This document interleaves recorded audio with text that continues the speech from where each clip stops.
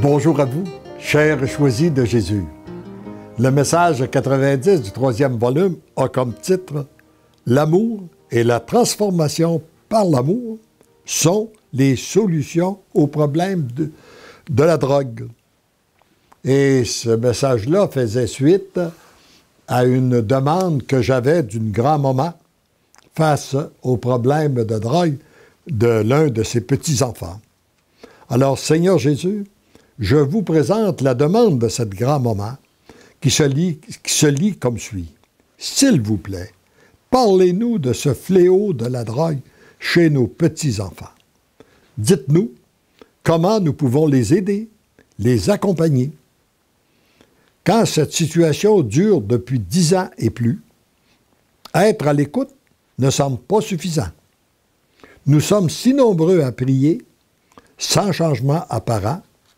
Vos livres sont la preuve vivante de l'amour du Père pour ses enfants. Je vous présente également, Seigneur, tous les parents, les grands-parents qui vivent les mêmes souffrances et d'une façon spéciale, ceux et celles qui liront ces lignes, ainsi que les jeunes qui sont aux prises avec la drogue. Merci d'entendre et d'exaucer cette pauvre prière. Je me place à votre écoute et je vous aime. La réponse, mon tout petit. Les souffrances occasionnées par la consommation de la drogue sont énormes et très nombreuses aujourd'hui. Aucune personne, aucun groupe de personnes vivant présentement sur cette terre ne peuvent enrayer ce fléau sans une intervention divine. Rappelons-nous que ce n'est pas nous, c'est Dieu qui peut agir. Pour qu'il y ait intervention divine, il faut que Dieu ait l'entière liberté d'agir. Et cela se produit lorsque les personnes et les situations lui sont complètement abandonnées. Pour que Dieu agisse, il faut qu'il ait cette liberté. Il faut que nous retirions pour que lui prenne de plus en plus d'espace. Comme dit Saint Jean-Baptiste, il faut que je diminue pour que lui grandisse.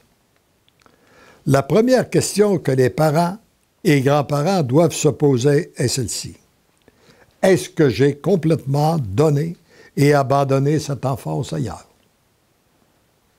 Est-ce que j'ai complètement abandonné cette situation au Seigneur ou si je continue à la porter?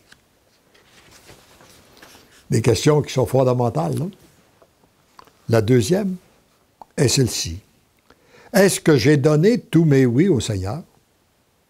Est-ce qu'il a la liberté d'agir en moi, autour de moi et à travers moi? Prier pour ses enfants et ses petits-enfants, c'est nécessaire et très, très bien. Mais se laisser transformer par lui pour que son amour passe à travers chacun de vous est beaucoup mieux. La clé de la solution à tous vos problèmes est l'amour et la transformation par l'amour. Ce processus commence par toi pour ensuite atteindre les autres. Divinement, je vous aime. Alors j'aimerais dire à tous les parents et grands-parents, reprendre cette phrase, prier pour ses enfants et ses petits-enfants, c'est nécessaire et très, très bien. Mais se laisser transformer par lui pour que son amour passe à travers chacun de vous est beaucoup mieux. Alors demandons cette grâce d'abandon, de confiance et laissons-lui toute liberté d'agir en nous, autour de nous et à travers nous. Amen.